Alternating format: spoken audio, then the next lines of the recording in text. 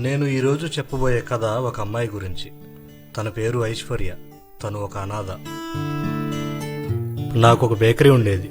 సాయంత్రం అవగానే మిగిలిపోయిన బ్రెడ్ ముక్కలన్నీ అనాథ పిల్లలకు పెట్టేవాడిని.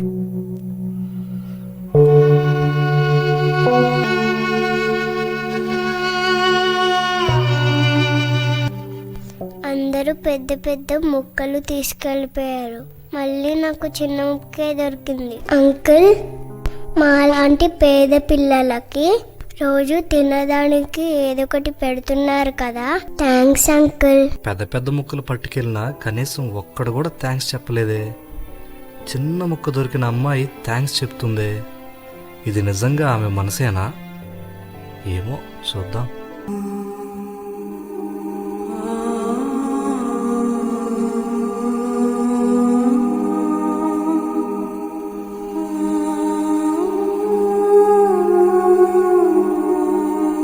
Uncle, thank you uncle.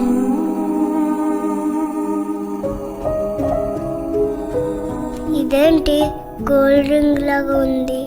పొరపాటున వచ్చిందేమో. అంకుల్కి ఇచ్చేద్దాం.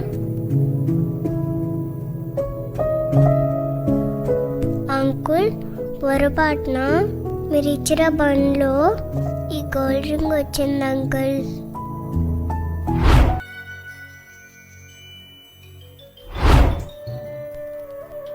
అమ్మా, నీ వ్యక్తిత్వం ఏమిటో, నీ బుద్ధి ఏమిటో చూద్దామని ఆ చిన్న రొట్టె ముక్కలో ఆ ఉంగరాన్ని నేనే పెట్టాను. అమ్మా, నువ్వు ఆర్థికంగా పేదదానివే కానీ బుద్ధిలో పేదదానివి కాదమ్మా.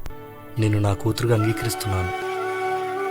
కృతజ్ఞత అనేది ఉన్న స్థితిలో నుండి ఉన్నత స్థితికి తీసుకుని వెళ్ళే ఒక అద్భుతమైన ఆత్మీయ లక్షణం. Download ShareChat.